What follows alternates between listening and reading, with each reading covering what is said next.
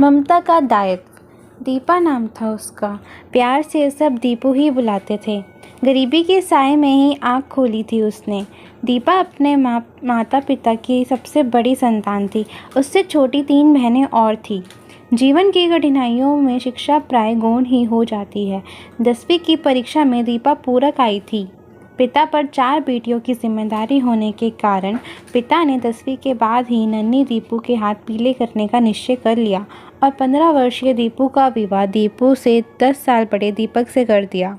दीपक एक दफ्तर में गार्ड की नौकरी करता था। बाली उम्र की दीपा जब पहली बार अपने पति से मिली तो दीपक शराब के नशे में चूर था।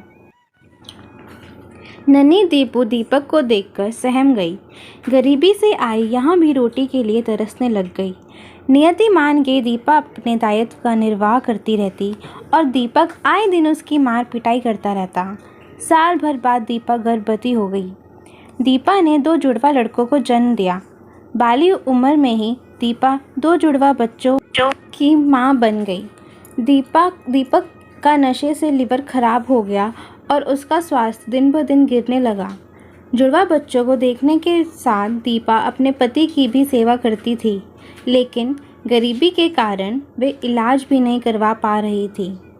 जुड़वा बच्चे 1 साल के ही हुए थे कि दीपा चरी निद्रा में सो गए। दीपा के पैरों तले ज़मीन खिसक गई। वह कुछ समझ नहीं पा रही थी कि वह कहाँ से अंतिम संस्कार के पैसे लाए।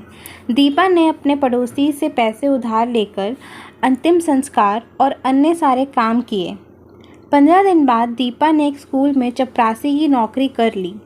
स्कूल जाती तो सास के ताने सुनती कि सज धज कर पता नहीं कहाँ जाती है।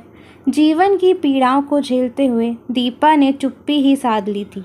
कुछ समय पश्चात दीपा ने अपने बच्चों का भी स्कूल में दाखिला करवा दिया। धीरे धीरे दीपा कर्ज से मुक्त हो गई और उसने पढ़ाई शुरू कर दी। आसपास के रिक्शे वाले और अन्य काम वाले अक्सर दीपा के सामने पुनर्विवाह का प्रस्ताव रखते, लेकिन दीपा ने अपना सारा ध्यान अपनी पढ़ाई और नौकरी पर लगा दिया। धीरे धीरे दीपा ने स्नातक कर लिया। अब दीपा एकमात्र उद्देश्य सरकारी नौकरी पाना था। दीपा दिन रात एक करती और उसने कई प्रतियोगी परीक्षा भी दी। पहले प्रयास में दीपा को असफलता ही मिली, लेकिन दीपा ने हिम्मत नहीं हारी। वो दिन भर मेहनत करती और रात में पढ़ाई करती। धीरे धीरे दीपा की मेहनत रंग लाई और दीपा को प्रतियोगिता परीक्षा में सफलता मिल गई। दीपा तहसीलदार बन गई। उसके सामने मीडिया की कतार लग गई। दीपा के इंटरव्यू अखबारों में आने लग गए। दीपा के लिए पुनर्विवाह के लिए भी एक से एक उच्च पद के लोगों के प्रस्ताव आने लग गए। दीपा के लिए एक उच्च अधिकारी का विवाह प्रस्ताव आया।